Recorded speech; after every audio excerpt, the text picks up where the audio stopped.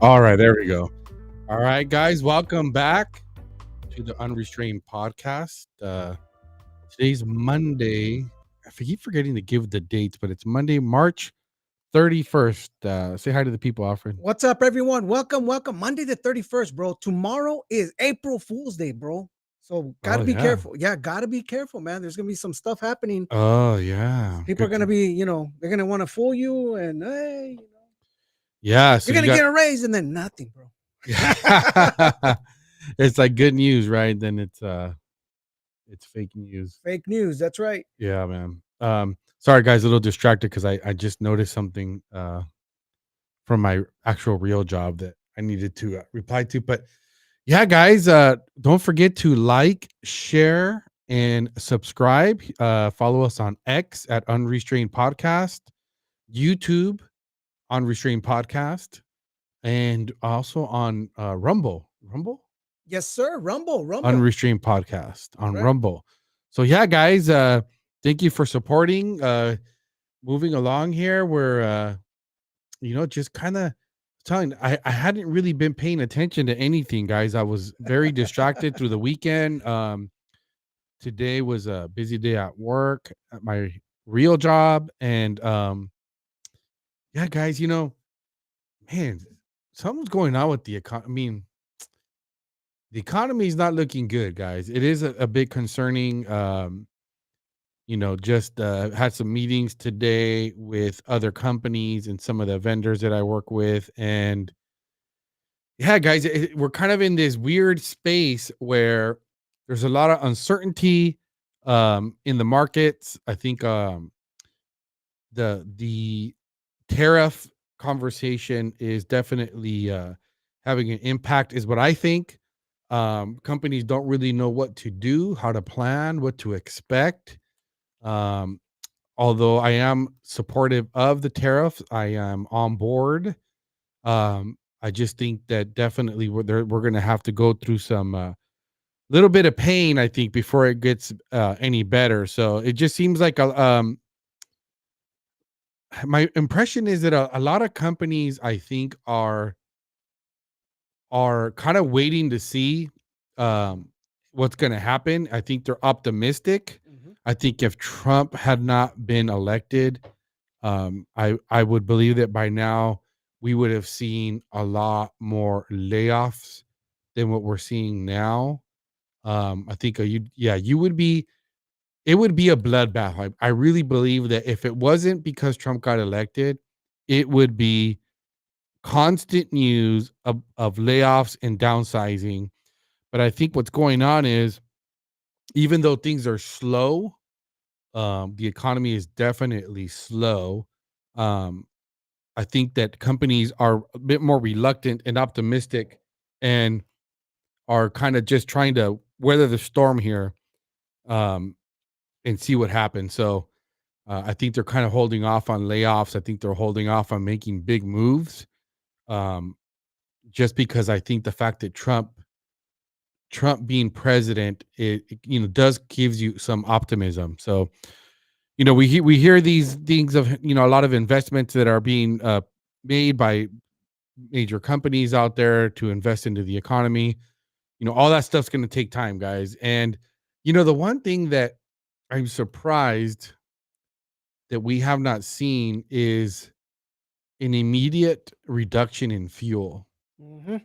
So I that kind of tells me that Sleepy Joe, man, must have done a number on the And the economy. on drilling and oil production, because I think the reason we're probably seeing this we're not seeing the fuel drop as soon and as quickly as I thought, is I think it's taking a lot of time for companies to ramp up.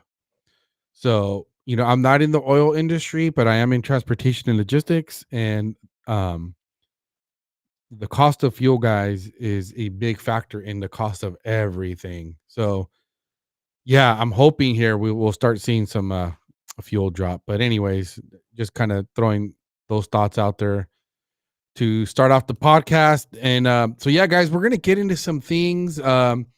don't have a lot prepared, so we'll probably get, we got a few stories here we want to talk about. Mainly, I think we're going to continue the conversation about Pam uh, Bondi. I think I'm pretty much have decided that she's a fraud. I don't know. I'm leaning towards I'm kind of giving up on her. And Cash. It's yeah, just not seeing enough activity there. We're gonna go back and also talk about Dr. Phil. I guess going along with that story, just remind you guys of when he went on the View and he was talking about the trafficking that was going on. Um, we don't hear any talk of anybody going to jail about that. And then I saw a story on the press. I guess journalists considering a briefing room sit-in as Trump clashes with White House press corps. So it looks like the media's on an uproar. There's some changes, I guess, they're trying to implement there in the briefing room. And also, I guess we keep hearing about this Democratic version of the Tea Party. So we'll read the article. It seems like, yeah, I'll give my thoughts on it. I have not paid too much attention to this. So to be honest, this will be our first rundown on this article. But I have an idea of what they're talking to, and I'm leaning. I think I'm not going to agree with this characterization of the Tea Party, the Democrats going through the Tea Party. Um, Hmm. so I don't know if you guys remember the Tea Party, but I guess we'll go down memory lane. But anyhow, but yeah, guys, let's take a look here at a video here. Pam, we were talking about last week. Um, she's out there huffing and puffing and really just taking a really strong position, guys. And I don't know, man. There's a lot of talking, a lot of warning, a lot of words coming out of her mouth. I don't really see any action other than, yeah, there's some things that have happened, some people that have been arrested. But going back to our last podcast from last week, we're still waiting. We're still waiting on the Epstein saga. We're still waiting on people who are involved in child trafficking to be arrested. We're still waiting for the 9/11 report. In general, we're still waiting for politicians and people from the deep state to be at the very least charged with something, or we don't even have that. Like what's the update, Pam? But let's go ahead and play this video instead. This is what we're getting again. This is good. It's fine. But I don't know, guys. That's I think we're getting gaslighted. Go ahead. Mm-hmm. I've made it clear if you take part in the wave of domestic terrorism against Tesla properties, we will find you, arrest you, and put you behind bars. Today, I'm proud to announce that the Department of Justice has unsealed federal charges against another Tesla attacker. We've charged Cooper Frederick in the firebombing of a Tesla dealership that occurred on March 7th in Loveland, Colorado. All of these cases are a serious threat to public safety. Therefore, there will be no negotiating. We are seeking 20 years in prison. The crime was committed in Colorado, and thanks to the great investigative work by the FBI, the defendant was arrested in Plano, Texas. Let this be a warning. You can run, but you cannot hide. Justice is coming. Yeah, unless you're a politician. I've made it clear if you take part. Unless you are part of the deep state, Mm-hmm. I mean, where's the video? Like, I want to see this same. Just replace everything with. I want a video like this, and just insert politician name. Mm-hmm. Yeah. Exactly. Yep. So, yeah, guys, we're getting a lot of tough talk, a lot of sternness, and these are good things. But again, when are we going to get a video like this, an update, a briefing, a statement in regards to the Jeffrey Epstein or any of these other stories? Those are the big threats. So just to go back again, guys, we're still waiting on justice to be served in other issues that are, I would argue, a bigger threat to our security, a bigger issue. It's all good that we're taking care of these crazy leftists that are out there vandalizing Teslas and dealerships. I mean, we shouldn't have that whatsoever, right? I mean, I'm all for it, 100%. We need to get after these guys. We need to really nip this in the butt. But again, if it wasn't because we have bigger fish to fry, right? There's bigger fish to fry here. There's bigger targets. If it wasn't for that, then, you know, I wouldn't be complaining. I mean, obviously this would be the big news. Mhm. But anyways, and to the point, all these Tesla people, like, there's cameras on these cars, idiots. You're not going to get away with it. You know? Oh, that's true. No, that's completely true. And the thing is this, everything that they're doing is it's covered by insurance. I mean, I'm thinking that that Elon he's insured. He doesn't have a problem. I don't think he has a problem. I mean for Well, I mean, yeah, Alfred, but the problem is that yes, they're insured, but imagine, okay, if this hasn't happened already, what's going to end up happening is if I'm an car insurance company, Mhm, so think about this, Alfred. What do you think is going to happen? You're an insurance company right now, and you're insuring Teslas. mhm. What do you think? What do you think the conversations are uh about right now? premiums, Yeah, cost. right, Yeah, no, I hear you. Property right. damage. Yeah. So you do, do you think these guys are probably aren't already contemplating? If not, if they haven't already, I don't own a Tesla, but if you own a Tesla, are you going to be surprised if you get a letter saying that your premium has to go up? I agree. I agree. Right? I mean, I wouldn't blame them, right? I mean, right now Tesla's a target. So, um, but guys, the reason I'm bringing this up is because we have this. Again, we were talking about bigger fish to fry. Going back to when Dr. Phil, there's a New York Post article, and we'll go ahead and play the video here in a bit. But when Dr. Phil goes on The View, this was back in February 27th, 2024 was when this article came out.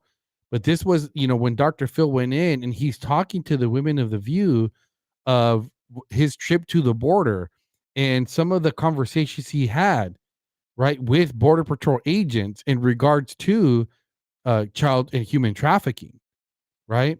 Um, so the article, it says The View co-host Sunny Host asked Dr. Phil about his recent trip to the southern border and asked about the biggest thing he took away from his experience.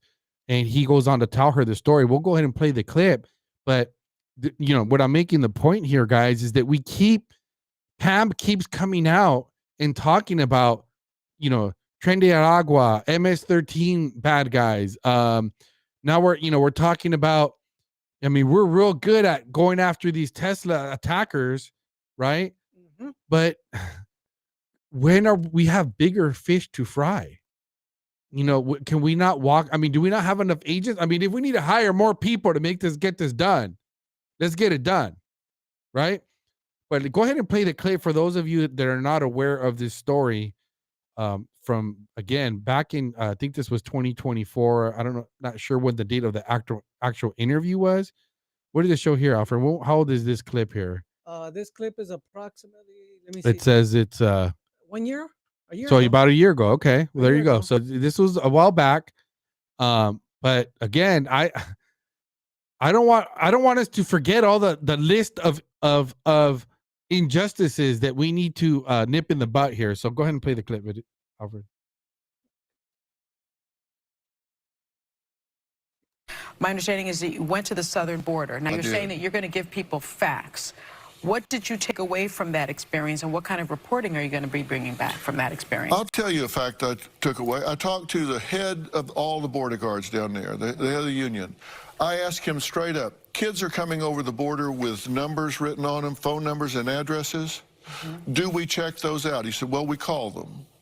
Is it possible that we're sending them into known prostitution rings or sweatshops. He said, it's not possible, it is absolute. We are using American tax dollars to ship children into known prostitution All and children or sweatshops. some children? Well, who knows? Does it matter? Okay. We don't know. I said, are you? So what kind of checking do they do? So They 'cause you call the said- number and say, do you know about this child? They say, yes. Will you receive them when they come? Yes. I said, is it possible that that's a prostitution ring? He said, we know enough to know that in a number of cases, it has turned out to be absolute sex ring. It has turned out to be an absolute sweatshop. I said, how is this possible? Well, what do they And he do said, then? it is happening. What do they do then if they know that that's happening? Where is the U.S. Attorney's Office? Where's the... Here's the Damn here's good the thing. question, You isn't have it? to re-ask that question when we come Okay, back. okay. Because we're coming back with more with Dr. Phil. All right. Isn't it so strange, Alfred, that they're like, well, how many? Does it matter? That's right. Right? Like Yep. it's so crazy.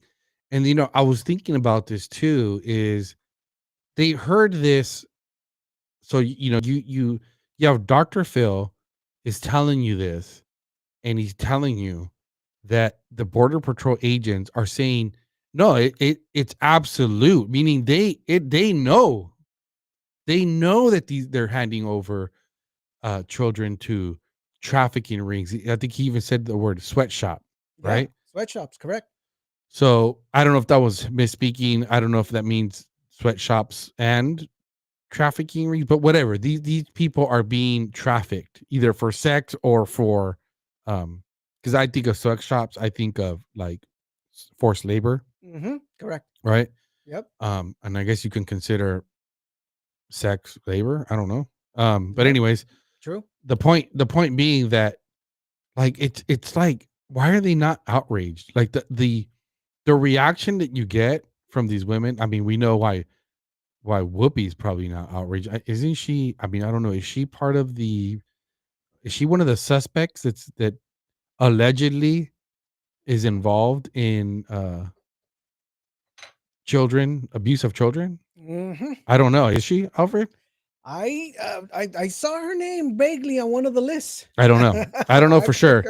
But you would One of the lists. expect a bigger reaction. And then I would think, if like say we were like a big platform here and we had guys like that, like Dr. Phil coming in here, Alfred, and he told us this was happening. Yeah. Like, wouldn't you think you would use your platform? Like, these women have a platform, and as much as I can't stand the fact that they exist, but they have an audience. Wouldn't you think that how do you go on doing shows without mentioning that this is going on pretty much every episode? Like, that there's kids. I mean, you're being told that there's kids that are being trafficked. You're being told that the Border Patrol knows this is happening and that this is who they're handing them over to, right? Which then begs the question, like, as a Border Patrol agent, like, how do you do this? Like, how do you live with yourself? Following like orders. I'm following orders. Mm-hmm. Like, how is this even? So I guess my point is any of this, where's the press conference with Pam Bondi or even our border czar or anybody in the administration following up with us and letting us know? Like, is anybody looking into this? We know this was happening. I mean, it's a fact. It is a fact that this was happening. What is being done about it now? Now we got Trump in office. We got all the people that everybody was excited. Cash. We got Pam. All right, guys. We got right now we can give Bongino a pass because he just got there. Mm-hmm. But what's being done about this is my point. And this is one of the things that happens all the time. It is something that happens all the time when the Republican Party has everything, everything's going good for us, right? For example, remember 2016, we couldn't act, we couldn't do a lot because guess what? We didn't have, the Congress, right? We didn't have Congress, right? Now that we have both Congress, the House, and we have the artillery to go after people, Mm. this is what happens. We fold. The conservative movement just folds. And that's one of the things that it's tiresome for. I mean, we see this time after time. And I think it's something that we continue to see. And that's why we're calling out these things. That's why we're saying, hey, great. I am glad that you're making these wonderful videos, but there's still the stuff that you can start acting on now. Where's the arrests? Where are the arrests? And I think that's one of the things that we need to learn here in the conservative movement. We have not learned, and time after time, when we have the power, we are afraid of the left and their tools. You know why? Because they use the media to what? To attack them, and they fold. They go like in a fetal position and they do nothing. And this is exactly what we're seeing. Great. Thank you for the great video, Pam. But at the end of the day, there's still crimes that people have not been held accountable. And we're seeing this time after time. Yeah, I mean, if you rank Tesla's being attacked and dealerships, human trafficking, Exactly. what are we more worried about? Like, what is yeah, what is at top of mind here? Which one poses a bigger security risk? Which one is causing more pain and suffering? Right? Which crime? You know, it's crazy. And where I would, and so this is the question though, Alfred, because you're saying we don't learn. Is it that we don't learn? I mean, is that really what the problem is, Alfred? Is it really that the conservatives or these Republicans, Pam Bondi they're just afraid of getting attacked by the media? I mean, is that really what you think is preventing them from pursuing any of this? No, I think listen, I think what it is, man, is you're right. You said this, you said this many times. The problem that we're having is that you said it you said it last week. You brought up a good point. You said, you know, what if there's a bigger influences that you are not seeing? These are the influences that what if they have things on these people, right? I mean, guys, haven't we learned anything from the Epstein files? Haven't we learned anything from the Didi files, right? These people were being marginalized, being put in through whatever because of their because of their lack of, right, not knowing where to party or whatever. But there's just these people, especially I'm talking about the people, the elites, the people that are doing this nonsense. Because at the end, look, yes, great, we have the madame of Epstein in jail, and we have P. Diddy in jail, right? But no accountability. No, Right. nobody. We haven't seen anything. Yeah, what's happened with that, right, Alfred? Like, exactly. Like, what's going on? What happened to the guy that just tried to kill the president in Butler, Pennsylvania? We have nothing to know about this guy. Good point, Alfred. You know what I mean? Like like there's all these other things, right? All these things that we're bringing up that we're saying, like, what's going on here? Like, there's a lot more, to go after. Like you mentioned, the crimes, were a lot more. But yeah, here we are. Create a little video on how you will be prosecuted if you go after Tesla. Like Tesla doesn't have insurance, whatever. Like Tesla, like you don't see Elon in there. I mean, you see him every day using the platform, going out and telling people like, dude, this is crazy how the left, how people are very programmable. You know what I mean? First they were the ones who wanted everybody to be on a green on an electric vehicle. And now, since it doesn't fit the narrative, right? It's switched on them. Now they're destroying all the AVs, all the electrical vehicles. So it makes no sense. Yeah. You're starting to see how these people are easily programmable. And there's greater enemy that me and Isaac, we were not seeing. But at the end, it's making these people quiver and really just sit down and do nothing.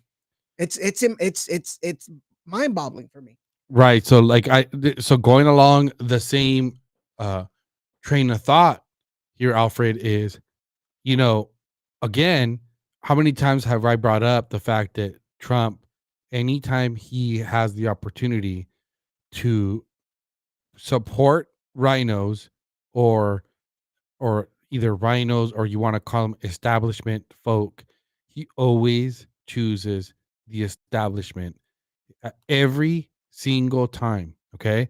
So the most recent example is, again, right? Who did he just endorse?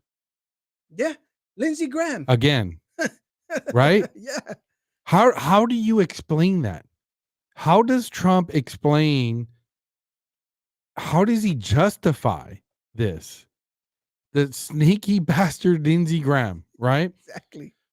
So this is the article on MSN. That President Trump earned a wave of backlash, deservingly so, right, from the political right after endorsing Lindsey Graham, Republican of South Carolina, for re-election last week.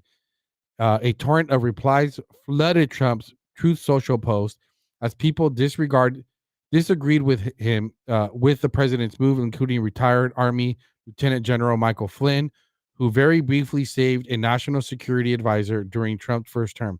That's another point, right? Mm-hmm. Like, where Trump has not, like, what has he done to help? Um, I don't know why I'm thinking of this, but what's his name? Michael Flynn, Not Michael. Rudy Giuliani. Rudy. Yeah, Rudy. Rudy Yeah. Giuliani. Yeah, exactly. Like, bro, like, have you even like, he does not support. He never mentions him.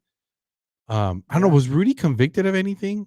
Well, I know he was he got put into a lawsuit where he lost the lawsuit and he was losing a lot of money. I think like 200 and something million dollars. I guess he was losing the state and all this stuff. And I guess something happened. The guy settled off court. Right. But yeah, no. He was convicted, and he went through the process of the appealing the case, but at the same time, they were going after all his assets. But was it? Let's see. Rudy Giuliani ordered to pay nearly $150 million in damages. Was this a federal matter? The reason I'm asking is, before I criticize Trump for not pardoning him, maybe he can't. But let's see. It could be. Could be. It says verdict in Giuliani case joins other high profile defamation payouts in recent years. Also, was a defamation lawsuit. A Washington D.C. jury on Friday ordered Rudy Giuliani to pay more than $148 million to Georgia election workers for the harm caused by defamation statements he made following the 2020 election. Is this the latest payout in a string of high-profile defamation cases in recent years? So I don't know. It sounds to me. I mean, so this is a defamation lawsuit, and it's a DC court. But I don't know. Is this a federal court? Shows inside the courtroom at verdict. Rudy Giuliani on Friday. Courtroom sketch. Blah blah blah. Ordered Giuliani to pay 150. A jury. Okay, so this was a jury trial. There was a defamation lawsuit. I don't know if this was. I guess what I just want to say is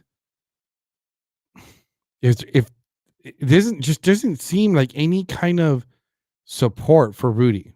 Yeah, I've seen this all. I've seen that. I completely seen that. Yeah, there's another sexual assault lawsuit against him. I mean, it's just crazy. But yeah, again, endorsing Lindsey Graham. Yeah. Right? And so who's running against Lindsey Graham? Let's see. Well, the good news is that the conservative movement went on Truth Social and just let Trump have it. Trump is this is the new rule of thumb, guys, when it comes to Trump endorsements. He endorses somebody, you vote different. That's the one thing for sure. Let's see. Senator Donald. I think Congressman Ralph Norman, who's going against hinted planting running against Senator Lindsey Graham for U.S. Senate seat in 2026. And the guy name is Ralph Norman. Yeah, I found I think right here. Here, I'm posting it up as we see here. Okay, well, I'm curious to see. I don't know anything about Ralph Norman. I mean, is that guy like any good? Let's see, Ralph Norman. look this up real quick. So, South Carolina GOP Congressman Ralph Norman has once again hinted planning on running against Senator Lindsey Graham for Senate seat 2026. Norman, a member of the influential House Freedom Caucus, said he's considering running for the South Carolina seat. Oh, okay. Well, he's part of the Freedom Caucus. That's already good. Yep. While accusing Graham of being basically a liberal, which Which is true. Right? He's not lying. Yeah. So let's see. Well, let's just see what it says about him on Wikipedia here. I'm seeing the picture now, and the guy looks familiar to me. Ralph Warren Norman, an American real estate developer and a politician who served as the U.S. representative of South Carolina 5th Congressional District since 2017. His district includes most of South Carolina, blah, blah, blah. Norman, blah, blah, blah. Vacated his seat in Congress, being appointed Director of Office of Management and Budget by President Donald Trump. As of 2019, with a net worth of $18.3 million, Norman is the 28th wealthiest member of Congress. So he's a self-made man, okay, a businessman. Already sounds good. GovTrack.us ranked Norman as the most conservative member of the 117th Congress. Enough said. Okay. So the guy is ranked as the most conservative member, okay, of the 117th Congress as of February 2023. Right. So here we go. Trump has the option of endorsing a real conservative because again, but I guess I shouldn't be upset because we know Trump's not a real conservative. That's the whole weird thing about this whole situation when it comes to Trump. Okay. Mm-hmm. Is that the left attacks him for being a right-wing, radical, crazy bastard. But he's not. But he's just a classical Democrat. He's Moderate. a Democrat. He is not a true conservative. And his actions show you that every step of the way. He will never support a real conservative.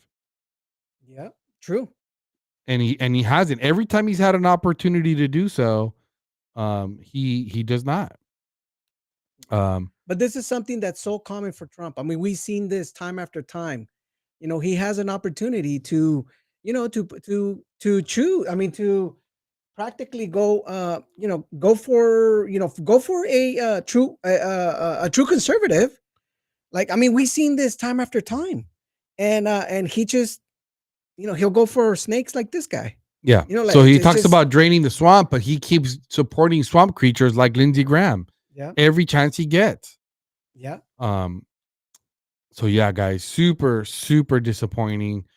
And again, we're establishing this pattern where, I'm starting to pretty much just accept that, this second term of Trump is not going to be what everybody expected it to be, right? Is there going to be some good things? Yes, definitely. I mean, wars, I think I said it back. I've said it many times. When it comes to Trump, when it comes to wars, you can count on him. He's always going to take the anti-war position. Right, the peace. He is going to be, pro cutting taxes and deregulation. All those are good things. But when it comes to draining the swamp, it's not happening. Okay. And again, it just makes you wonder. It just makes you wonder, guys. Who's in control? What's going on behind the scenes, right? Exactly. Like what is going on, guys? So yeah, moving along here, guys. Here's a story here. Journalists consider briefing room sit down as Trump clashes with White House press corps. Let's see what this is about. I actually haven't really read this story here, but I guess we'll find out together. The Trump administration proposes takeover of seating arrangements within the White House press briefing room. Has rattled journalists who cover the president and left them mulling how exactly to push back. So they're trying to figure out what can they do, I guess. The White House plans to impose its own seating chart for reporters in the briefing room. So isn't that interesting, guys? Wouldn't you have thought that the White House is the one who actually determines the seating chart? True. Apparently that's not the case. Wow. right? Wow. So the White House plans to impose its own seating chart for reporters in the briefing room, seizing control of prerogative long yes pre prerogative long managed of a prerogative long managed by the journalist in the room throughout the White House Correspondents Association. Axios first reported on Sunday. The WHCA's current system reflects the 20th century media power structure. Wire services and broadcast and cable television networks occupy the front row. Major newspapers and radio get the second and third rows, and a more fluid collection of news organizations sits further back. The White House has a proposal would unpend the arrangement in a move White House officials reportedly believe will be fundamental restructuring of the briefing room based on metrics more reflective of how media is consumed today. Let's see, because actually let's see what this. I'm going to read this whole thing because I was just griping about this the other day that I think it should be based off ratings and audience. Correct. However, the bigger your audience, the closer you should be, right? Correct. It just seems logical. So I don't know if that's what they're doing, but let's see. On Sunday, key members of WHCA, including the organization leaderships and some White House bureau chiefs, met to discuss a range of potential responses should Trump communications officials decide to dictate where reporters in the room sit. So isn't that ridiculous, guys, that this they're acting, well, that's because they're the one and the same, but they're acting just like the left does, right? What we see now in everything, right? It's like resistance. There's resistance mentality, right? So this just proves to you that the media is basically the left, right? They're the same tactics, the same mind line of thinking, right? This entitled mentality, because the White House is not required to allow them in the White House. They're not required to do that. This is something that's been, it's a tradition, has been allowed, right? But they're there as guests in the White House. Okay, they're they're as guests, and yet they feel entitled, like, oh, if they decide to do this, what are we going to do to push back? Excuse me. You know what I mean? It's just crazy that they're even that they're just so entitled. It says, according to two people familiar with the discussion among the proposals raised by members of potential civil rights era style sit-in protests. So they're thinking about sitting in and protesting, in which members would return to their old seats and refuse to leave them. Oh my gosh, guys, that is crazy. That you would even. Oh gosh, I don't know, Alfred. Do we want them to do this so that we can hate, the people can just see how freaking evil and entitled, and hopefully more people would be red pilled and understand that the media is not real, that they're just a bunch of freaking, they're just a bunch of activists. That's what they are. They're an activist, right? Because this is what activists do. They're left-wing activists. They're talking about having civil rights era style sit-ins, right? So they're not gonna give up their seat.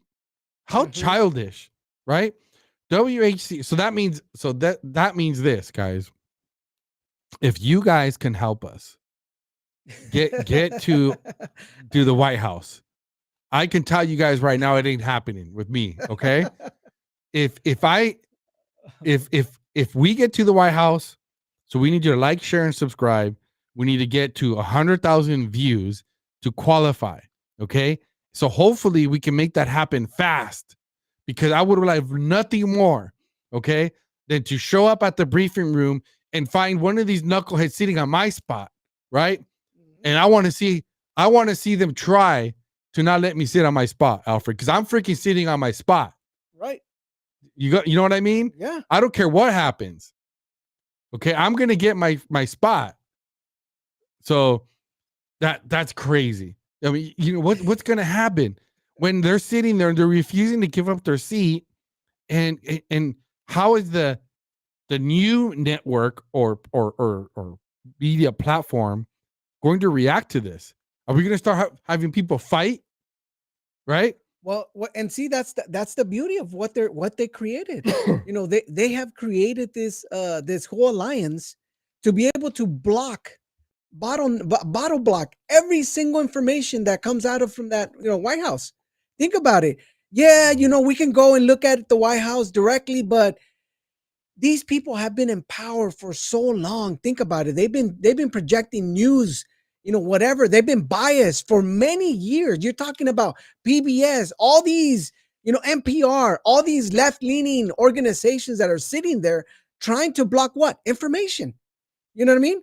The closer they sit to the information, the closer they could block off, the closer, think about it. People sitting behind, what are they doing? You're asking all these dumb questions. Why do you think that 80% of the questions that are asked are just so stupid, man? I mean, these questions have bro, really? They're not asking questions to actually get facts and information. They're basically just attacking. They're designed to attack, deceive, and create narratives and push propaganda. That's what they're there for. So this next, so reading on, it said WHCA leadership declined to comment, noting that Sunday's meeting had been off the record, and members of the WHCA who spoke with to Semaphore emphasized that the situation remains in flux. On Fox News on Monday, White House Press Secretary Caroline Leavitt said the administration had tried to broker a meeting about the proposed seating changes and said the briefing room does not belong to elitist journalists here in Washington. And that's the bottom line. It's it doesn't belong to them. Yeah, exactly. It doesn't belong to them. And really, and I know I've heard similar talk, is what would be the problem with charging them for these seats? Exactly. Because they're not entitled to it. You know, when you think about like how the media goes in there, and not just that, but you know how they fly in Air Force One with the president? Yep. Like, why are we not charging them for all of this stuff? Like, I think we should be charging them for this. Why do they need to? They don't have to go on the Air Force One. Mm-hmm. They don't. It's to me, it's a cost of doing business.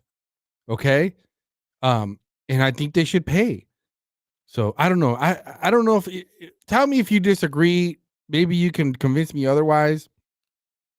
I mean, I guess maybe the argument can be made that they're there to speak for the people and seek truth and hold get information to report back to us, the people as their audience.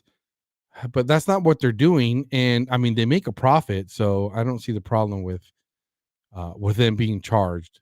I don't know. Is it a slippery slope? Do we start charging them to go into the Oval Office? I don't think that's the same. Mm-hmm. But I think having access to the briefing room, the daily briefings, I think there should be a cost for that. But hopefully the Trump administration moves forward with this and implements it, and it'll be fun to see what happens. I say they announce it, they do it, and then like say for the first week, Mm-hmm. you don't put any chairs in there. That's right. You make them all stand. Oh, imagine that, man. Right? So that would be a strategy, is you just remove the chairs, and actually that would actually save space. Man, I'm onto something here. That would save space so you could fit more people in there. Correct. Right? Yeah. And then so there's no more like there's no sit down, because guess what will happen is it's easier for you to take somebody's standing position. Correct. Versus their chair, right? So that means when I go there and I see what's her name from CNN? What's that chick's name? What's the name? That- Colin. What's the name? what's her name? That dumb broad. Is it Cara? What's the name? Let's see. Catherine? I'll find out.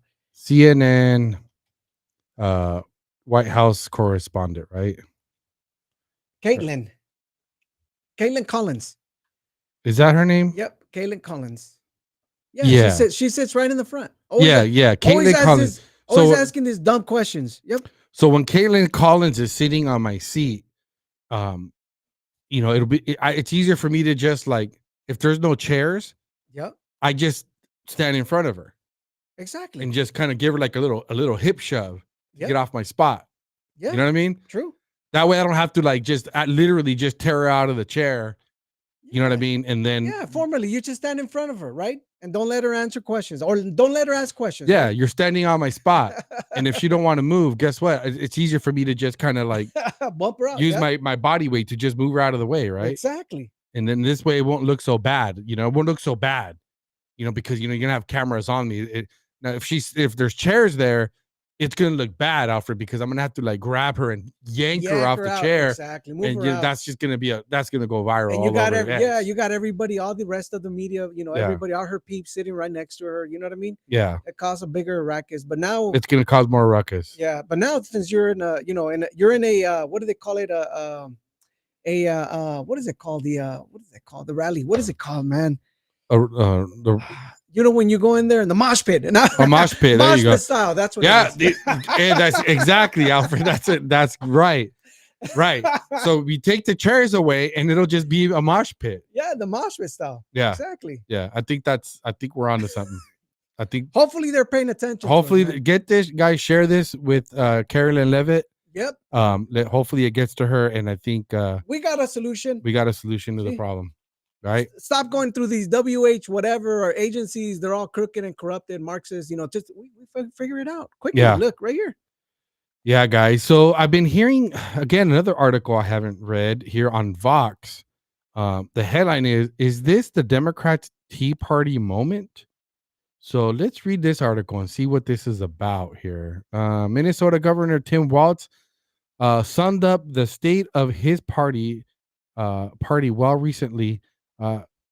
Democratic Party is unified.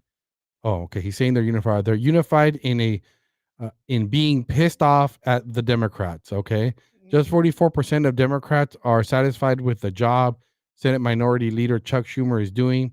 About 54% are satisfied with House Minority Leaders Hakeem Jeffries, and the party's overall favorability is tanking. Yep. See, this is sorry to interrupt, Go but ahead. this is the thing that I'm talking about. How do you bring up these numbers, right? This great polling tells you 47% of the Democrat Party there. It's saying they're in what do they call it? They're satisfied. Right. But yet again, you have on a general poll, 26%, believe that the Democrat Party is doing a fantastic job. They don't even like them. They don't like them anymore. I mean, their policies are destroying each other. They're destroying themselves. Think about it. I mean, the ones that care so much about, having EVs, electrical vehicles, look at them. They're destroying. Right. They're destroying everything. I mean, look at California here.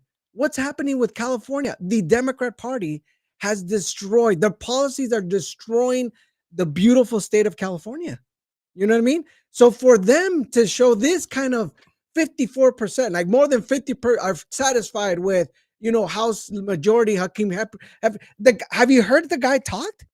I mean, have you heard the guy when he brings up this great opportunity? I mean, to show the plans of what the Democrat Party is going to do. Yeah. He says nothing. You know what I mean?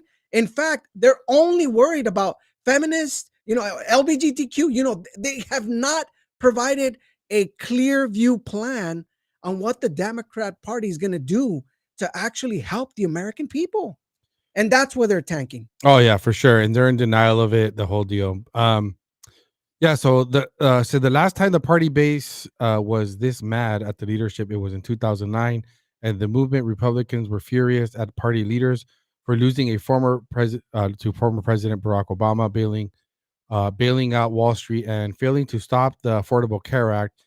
And what started as a base rage grew into the full-on inter-party revolution the Tea Party reorganize the Republican Party on its own terms. Okay, so I guess what they're saying is that they're trying to make this comparison that because that where the Democratic Party is now is where the Republican was back then, when you had the Tea Party come about and start to rebel against the Republican establishment. Um, man, I don't know, guys. It's weird because the difference is that the Tea Party was Republicans, conservatives, pushing the party that they vote for, meaning the Republican Party, to be conservative and to be and vote and actually do things based on what they represent, meaning small government, low taxes, low regulations, right? Um, Private sector solutions, right? That's what the Tea Party was about. Taking us back to, it's in the name, right? The name itself, the Boston Tea Party, was basically a revolt against the king for taxing tea, right? And so the Tea Party was a reminder to the Republican Party of what their values are and what they're supposed to represent. Unlike what we see with the Democratic Party, well, let me just ask the question. I'm going to say this in a question form, right?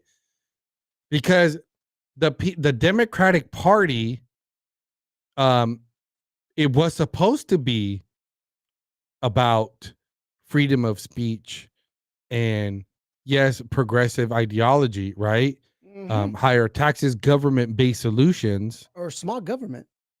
Well, was it? I think they talk about classical liberalism, right? Correct. But the Democratic Party was supposed to be like for the working man, right? Exactly. Blue collar guys, right? But that meant that they had small government. I mean, they weren't like government oriented. In fact, a lot of the stuff they were or the messaging that was being projected by in that time were against government entities.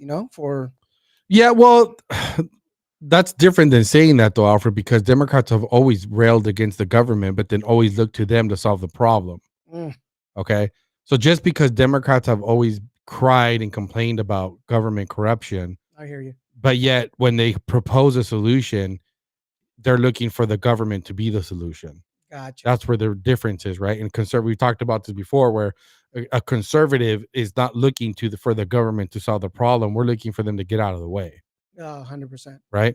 So the point being here, though, is that these people that right now, the people that are upset with the Democratic Party, these people that when they ask them, why are you upset? What is your problem with the Democratic Party? Right.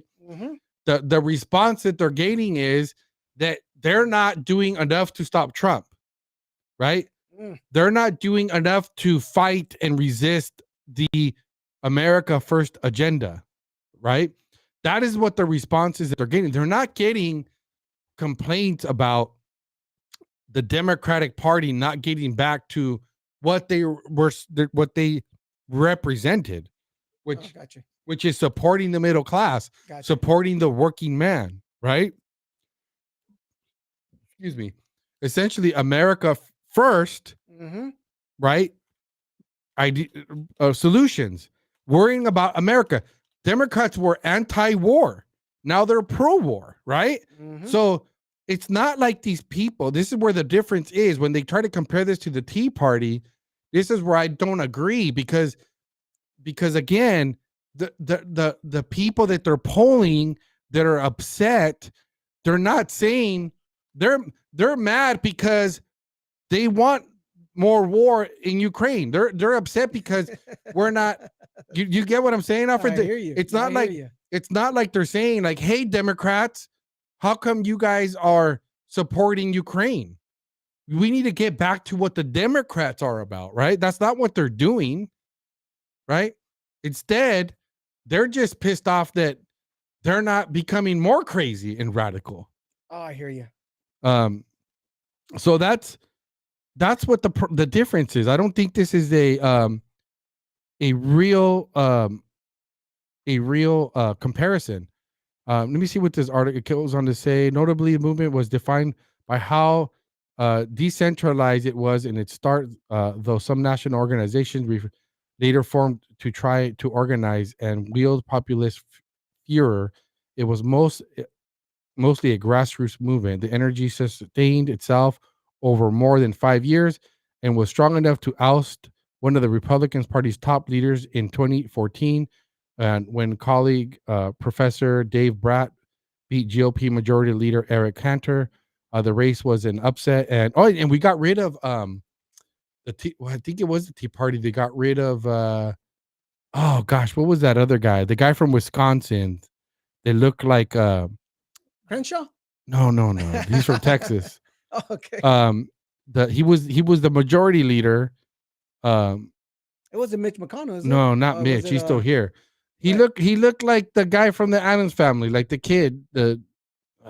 Gosh, he's from this. Isn't it Wisconsin? Where's what's her name? Lindsay, not Lindsay.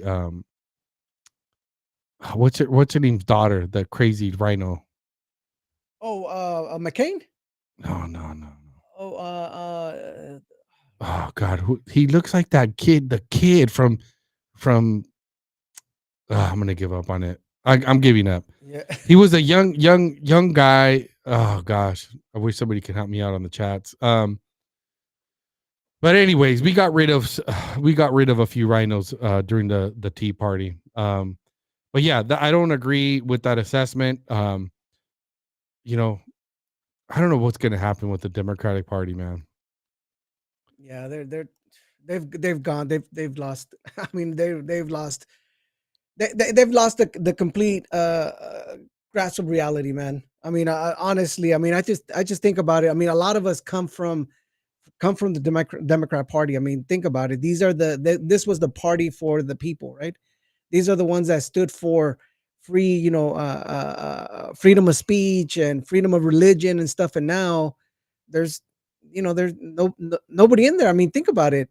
A lot of them, I guess, there's people in there that are Catholic, and they still. I mean, come on. There's just, it's just wild, man. I don't know what's going on with that party, man.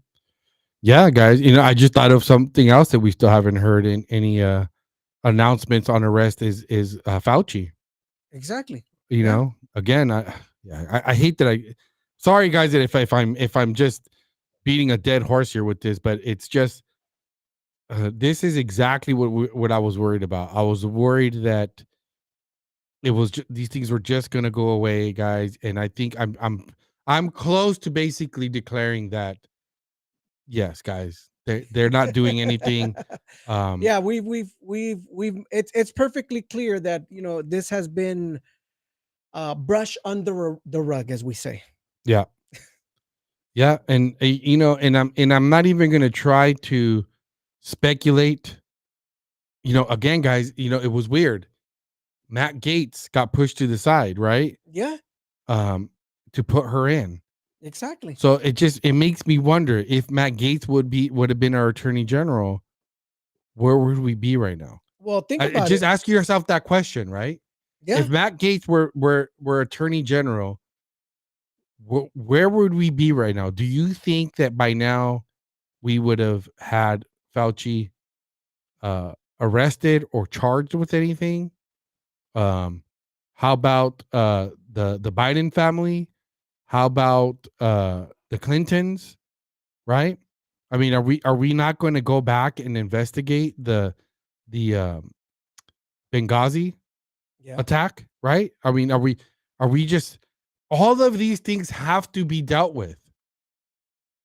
Yeah. Does that make sense, Alfred? 100%. And then the thing is, I think it's because you're having you're having the same feeling as I am, man. We are feeling the same thing. Like there's just like we've been here before. You know what I mean? Like this is something that we saw it with Bill Barr. You know what I mean? Like, and I feel that we're going and the conservative movement is okay with this. I mean, I think again, I just feel like we're feeling again, the American people and the conservative movement, the MAGA movement have worked so hard to get to this point, and here we are again. Yeah. stuck with all these people, all this swamp, the ones that we were talking about, the stuff that they've been saying that they're going to do. And don't get me wrong, I love everything that Trump is doing right now. But at the end, until I don't see it pass through Congress, it's just words. It's Yeah. just things. Laws are not going to change. The following year, when Newsom or Tim Walz, or in this case, if the hacking hyena Kamala Harris decides to run again, I mean, everything will be just like you mentioned last week. Everything's going to be just the flip of the switch, and it's like nothing happened. Yeah. So I saw this other headline here where I guess Trump's on Air Force One and he's saying Zelensky, because I guess Zelensky's talking about backing out of that mineral deal. And so, he's Trump's quoted by Zelensky, by the way, he is trying to back out of a rare earth deal. And if he does that, he's got some problems, big problems. And I asked myself this question, like, why do I thought about this now, and I'm just like, what do we really care, guys? Is it worth, like, at the end of the day, none of this really matters to us. Like, I think about, is it worth us being in business with Ukraine and us having a vested interest there? Because once we make these deals, then if there is a skirmish or an attack, we will then have to actually intervene militarily, because now we will be protecting our interest. As it stands now, we have no interest there at all. They're not a UN part of the UN or NATO. Why not just be like, okay, you know what, man, Zelensky, Putin, like, you guys are really just wasting my time. I've tried brokering this peace deal. Okay. Um, you just tell Zelensky and say, you know what, man, that's it. It's a wrap, bro. You're not getting any more money from us. You're on your own, buddy. Okay. Mm-hmm. You're on your own, buddy. And maybe you just say something to Putin like, look, dude, like, we're gonna stop, funding these guys. But just don't get crazy. You know what I mean? And I don't know, when I say crazy, I don't know, maybe we need to have because we really don't, I guess, does it matter to us? Does it matter to us if Putin just takes over Ukraine? I mean, it's a real question. Like, does it really matter to us? I guess the question is, I mean, did we really? I mean, were we really told the adequate information when? I guess why I just have a lot of questions. Mm. Like, why did in 2014 did the United States get involved in elections in Ukraine to begin with? You know what I mean? Like, that's the questions that, why did they do that? Why did they had an agency get involved? We heard about, the lady, what's her name? Newland, doing things out there. I mean, why do we do that? I mean, Yeah. why do we want Ukraine to be more progressive for this? For this guy to actor to come out and just, become a dictator? Yeah. I mean, realistically, think about it. A lot of people are saying that Ukraine was part of Russia, and just like Crimea, and to Putin, he sees Ukraine and Crimea as part of Russia. That's what he's seen in his mind. He's thinking that way. So, yeah, that's a good question. I don't. I guess we're spending so much time and energy on this, Alfred. True. I don't know. Is it worth it? I don't know. But I just did see this headline, and this will probably be the last thing, unless you have something else you want to bring up, Alfred. But Elon Musk claims he's giving alleged baby mama Ashley St. Clair 2.5 million, 500,000 per year, despite not knowing if the child is, I guess is his quote, child is mine or not. That's crazy. That is wild. So Elon Musk fired back at Ashley St. Clair, the conservative influencer, claiming to have given birth to the Tesla and SpaceX boss 13th child. 13th child, man. Imagine. on Monday after she accused the world's richest man of cutting back on child support payments. I don't know if the child is mine or not, but I am not against finding out. Musk wrote on X. No court order is needed. Despite not knowing for sure, I have given Ashley 2.5 million and sending her $500,000 a year. Wait, how old is this baby? How long has she had this baby? Probably what? Oh, well, I guess if we do the math, it's been a few years. Couple Because they're years, saying right? 500 years, so that's four. 500 years. I So mean, 500,000 a year. So that means it's been it's am I doing good math? Is it 4.5 years? yeah, looks like. So 4.5 years. Um, and he didn't even ask for child like to make sure that it's his. Wow. That's kind of weird. The 26-year-old author sold. Okay, so she's 20. Yeah, she's that conservative chick, right? Yeah. Circular changed the charge that Musk was being a what does it say? Pollutant man child in a response to Musk's tweet denying that he's willing to take the payment. He's willing to take a paternity test. Well, do you really think? Do you really think Elon is worried about paying child support? Like, you know what I mean? Yeah. I mean, that's chump change for this guy. Of course. Um, and That's yeah, exactly. if it's true that let's see, hold on a second. That he's been paying this without even taking a paternity test. That's crazy. Yeah, that is wild. But another news, same thing. The lady was caught selling her Tesla. I guess she's like she was selling the Tesla vehicle, saying What lady? the same lady. Oh, St. Clair? Yeah. She was out there I guess selling her Tesla, selling the Tesla. Here we go. This is more about it. And let's see. And I guess let's see. This is her in the video, and I guess she's let's see what he says real quick. Let's see if we can put it up so people can see it. So we're not saying, hey, where do you get this from? Where's information? Well, it's out there. Let me see. Here we are. So bear with me here. Well, it doesn't make sense. I'm confused now because it says that the child was conceived uh during a January 2024 trip. So it's on that the kid's only a year old.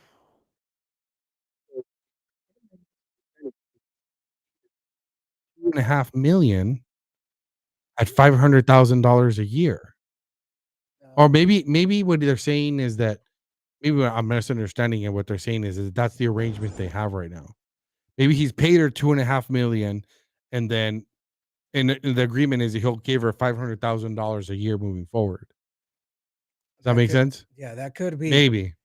That could be, but this is her. So this is her, I guess, talking to reporters, and as they ask her questions, and look exactly what she Let's see. Because I Is there need to sound? make up for the 60% cut that Elon made to our son's child support. Why do you think that he did that? So here, let's refer to Selling it because I need to make up for the 60% cut that Elon made to our son's child support. Why do you think that he did that? That's a great question for him. You feel like he was sort of like vindictive against you in some way? Yeah, that's his modus operandi when women speak out. When was the last time that you spoke to him or tried to speak to him? February 13th? But he's just not responding to you at all? And how would you characterize sort of the way that he's going about you can check the stocks. I'm not the only. I don't know. This is all. It sounds to me like it's all I mean, the questions, and she's selling the car, and she's telling the reporter at the right time that she's lost 60% of, I guess, gratuity towards her son. I don't know. Well, it says 26-year-old author sold her $100,000 car over the weekend to make up for Musk, who is the CEO of automotive company, allegedly slashing their son's child support. Okay, that so slashing it to what number though? to zero. I don't know. Well, 60%. I mean, so if he mentioned and Okay, he so did go online and he said, hey, $500,000 and that I was giving this person and not knowing that, it is actually my child. uh And now she's mentioning like, hey, let's get a paternity test. And he's like, this is where they're at. I mean, so she's still getting, if let's okay, so it sounds like she's getting $500,000 a year is what the agreement is. correct. So she's saying 60%. So that means $200,000 a year. Hmm. She's still getting $200,000 a year, Alfred. Yeah. If these numbers are correct, she's claiming 60%. This is how you know this is ridiculous, because why would she need to be selling her Tesla just because she's getting $300,000 a year less for child support? Remember, this is supposed to be child support. You're telling me she cannot raise this child or support it with $200,000 per year? Makes you question. I mean, I don't know. I'm not sure what I'm missing here. Um, Especially if this is her only child. So let's just pretend. I'm pretty sure it is her only child. She's only 24, Yeah. right? But then again, who knows? I had already had 2 kids by that time. But 24, so I'm pretty sure it's her only child. It's not like she had to get a bigger place, you know? It's only one kid. So, and I don't know. This doesn't add up, guys. I don't know what I'm missing here, but sounds pretty ridiculous that she's out there selling her car supposedly, because now she's only getting $200,000 a year in child support. Okay. So I don't know, guys. I mean, even if $200,000 a year, you're still paying for a pretty good private school 100%. and feeding the And child. and change. And you're eating yourself. You Yeah. got a nice. Yeah, and you're even taking some of that. Come on, that's a It's not even supposed to be six-figure. for That's a you. six-figure. That's a six-figure without Yeah. doing nothing. Yeah. Nothing. That let's just say, like you mentioned, 5,000, 500,000. You get 60% less, 250,000, or let's say 200,000, like you mentioned. I mean, you still make a decent amount of money. Yeah. So anyhow, guys, that's pretty much what I got for the day. We'll see what comes about the next week, guys. Hopefully we'll get surprised, but and we'll see some real arrest. We'll see some. I'm not gonna hold my breath, sadly. Yeah. I feel this is just this is what they're gonna do, man. Politics are gonna do this, continue to do this. They're just gonna continue while we figure it out. This is the time where we're gonna try to figure this out. We're gonna hold people accountable to what? Yeah. So if you're in that district where Lindsey Graham is running, please vote against him, guys. Don't tell your friends. Wisconsin tomorrow. I think there's going to be a huge. Huge. There's going to be a huge voting. I think what's his name, Schimmel from Wisconsin. So come on, guys, we got to vote. We got to vote for this guy. If we lose, and this is the thing where what's his name talked about. What's his face? Jeffries. He talked about redistricting. If that happens, the whole Supreme Court of Wisconsin, it's gonna balance out the Senate. It's gonna cause a lot of issues. It's gonna start creating a lot of issues for the conservative movement again. Right. Again. So, well, all right, guys. Well, thanks for joining us. Don't forget to like and subscribe on X, Unrestrained Podcast, on YouTube, Unrestrained Podcast, and on Rumble, Unrestrained Podcast, guys. So yeah, help put the numbers up, guys. We need 100,000 to get to the White House. Yeah, we're trying to get out there, guys, and start the mosh pit. Exactly. Try to move these people out of there, man. Yep. All right, guys. Well, thanks, man. Appreciate it. See you guys next Monday. Take care, guys.